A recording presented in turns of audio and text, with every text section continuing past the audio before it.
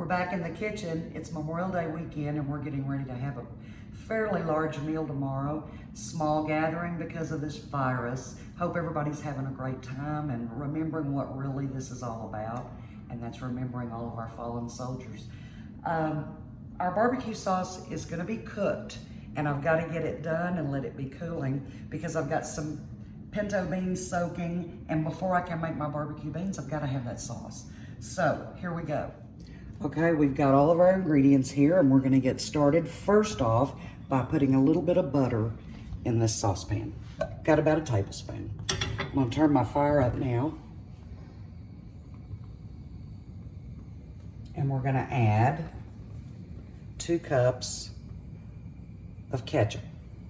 Just plain ordinary ketchup. Try to get it all. 1 cup of water. 1/2 cup of apple cider vinegar. 1.5 tablespoons of Worcestershire sauce. 3/4 cup of packed brown sugar. It can be light or dark, it doesn't matter. And then on my plate, I have garlic powder, onion powder, cayenne pepper, salt, just a little bit of salt, regular pepper, and some hot mustard.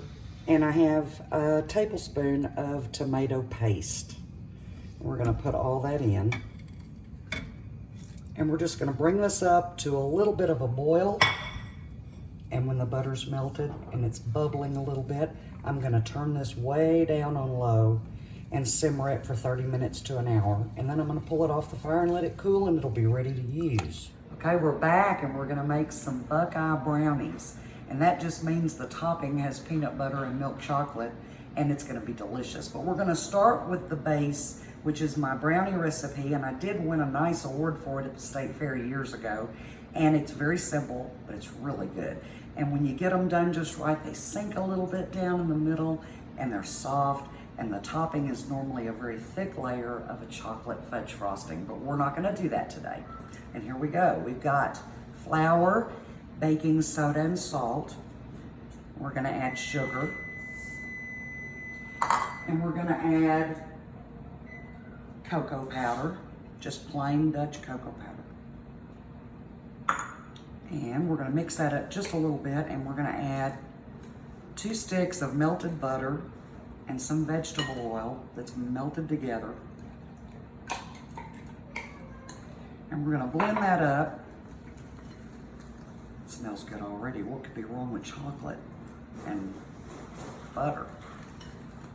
And then we're gonna add 4 eggs and our vanilla and pop it in the oven for about 30 minutes. Sometimes I take it out just a little bit sooner, but I always watch them around 20-minute mark because if they're sunken just right, you know they're gonna be fudgy and delicious in the middle.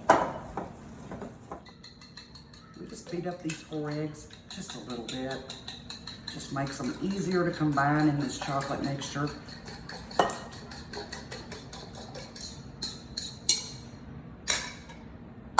And I usually use about 2.5 teaspoons of vanilla. And that's it.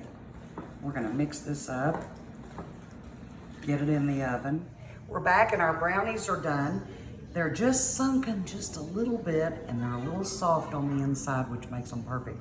And we're gonna top them in a little bit with that buckeye peanut butter chocolate stuff that's so good. But right now we're gonna go on and get the beans going because I've gotta cook them on the stove a long time and then put them in the oven even longer. Here we go. We've cooked some bacon. I've got it set aside because I'm not gonna put it in these beans until after they go in the oven. I don't want it to be all chewy and yuck. But we're gonna start with some onion in the bacon grease that we did cook.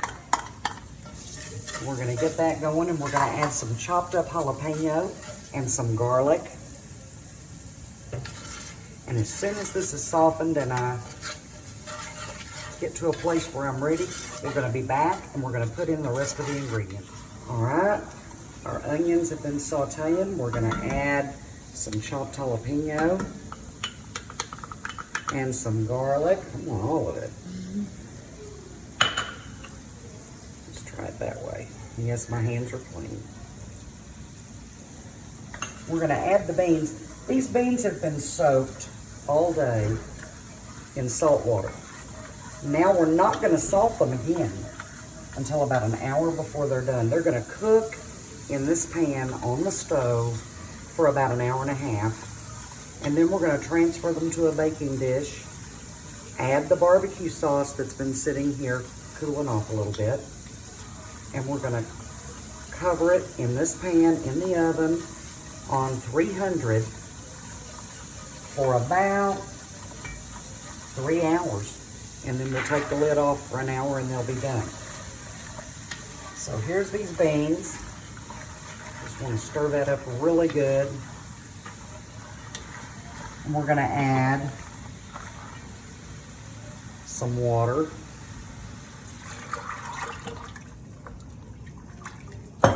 And some chicken broth. That's 4 cups of chicken broth. And the only other thing I'm gonna do to these while they're coming up to the boil, I'm gonna add pepper, but I'm not gonna add any more salt for a while, like I told you. And these will cook on this stove on a low simmer for about an hour, hour and a half. And then we'll be back, we'll put the barbecue sauce in it and put them in the oven. We're gonna make a rub for that brisket. Now that brisket's not gonna be cooked until tomorrow, but I'm getting some of my stuff done tonight because I don't have enough time to do everything all at once. So we're gonna start with this rub. It's got a lot of stuff in it. I just kind of made it up. It's gonna be really, really larping. We're gonna start with some salt. I'm gonna use like a handful. And I'm gonna use about 2/3 of a cup of brown sugar. That's the beginning. Now we're gonna add some stuff. I'm gonna put just a little bit, just a little, maybe half a teaspoon of celery seed in it. I've got some garlic, onion, pepper, and spices in this thing, and I'm gonna use, I don't know what that is, maybe half a tablespoon. We're gonna put some red cayenne pepper in it. I'm eyeballing it, but I'm hoping to get about that much. We have some onion powder. I'll probably do about a teaspoon of that. Onion powder, same amount of garlic powder. We've got some chili powder, which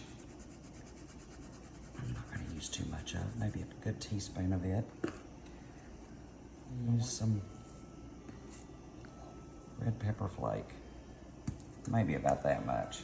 It's a big brisket, it's an 11-pounder. And here's our paprika. I'm gonna add maybe a tablespoon and a half of that. And we're just gonna mix this up. I'm probably gonna take a little bit of mustard, spicy mustard, and rub across that meat tomorrow before Justin puts that thing on the grill to smoke. And I'll use this rub and we'll stick it. It'll help stick it down better. And we will be smoking that brisket all day long, and then we'll finish it off in the oven and put that barbecue sauce on it when we do. I'm gonna make some potato salad tomorrow. I'm boiling my potatoes now. I'm gonna chill them in the refrigerator. We're gonna make a broccoli salad tomorrow. We're gonna make some deviled eggs, but everybody knows how to do that. And what else? We'll finish up our dessert. I'll be back. All right, we've got our brisket. We're gonna trim it up a little bit, doctor it up with this rub, and then we're gonna put it in the refrigerator overnight and start it early in the morning.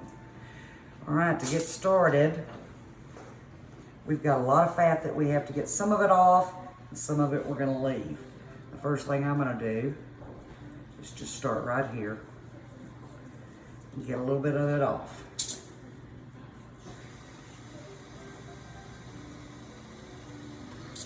I don't want to take it all, but there's some of it is so thick, the rub won't penetrate it at all. We've got some here on the side. When you cut that, it's all fat. There's no way we want that on this meat.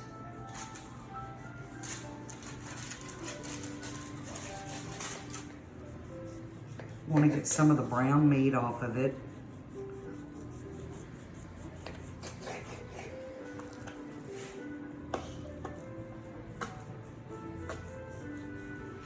trying to be a little bit careful. I'll flip him over in a minute. We're gonna get some of the silver skin off, because that is no good. You just kind of lift and use your knife and just pull. All right, we're back. We've trimmed this thing up pretty good. We still have a nice amount of fat on the cap. We've gotten off most of the excess that we don't need. Now we're gonna put a little bit of mustard on it. This is only to just help it adhere. What I'm gonna do with this thing is wrap it up, and I'm gonna put it in the refrigerator overnight. And then we're gonna get this on the grill in the morning early. We'll cook it for several hours, and then we'll put it in the oven and finish it off there with that barbecue sauce. I'll put that on when we get ready to put it in the oven. Okay, we've got this thing ready. I did not mention earlier, but I did pat it dry before I started doing anything to it. It's going in the refrigerator now, and I'm about to make some French bread dough, and I'm gonna let it rise in the refrigerator overnight, and then we'll bake it up tomorrow and have some French bread with our meal. The beans are about to come out of the oven, and we'll start again tomorrow. All right, we're moving on to our broccoli salad. And the first thing we're gonna do is blanch about 8 cups of broccoli that I've cut up just a little bit. This is only gonna take a couple of minutes, and then we're gonna pull it out and put it in ice water and shock it. All right, this has been on just a couple of minutes. We don't want to get it soft. We just want to get a little bit of a blanch on it. Now we're going to shock it right quick before we move on and add our other ingredients in our dressing. You see, it's still all crisp. It's just greener, and it takes a little bit of the raw flavor off, but it isn't changed at all. And we're going to add some finely chopped red onion and some dried cranberries, some sunflower seeds, some cheese. I'm not going to put that bacon in there. I've got it there, but I'm not going to put it in until we're ready to eat, and I'll chop it up a little bit more. Now we're going to add our dressing, and this is sour cream and mayonnaise, sugar, white wine vinegar, salt, and pepper. And it'll soak up some of this as it chills in the refrigerator this afternoon.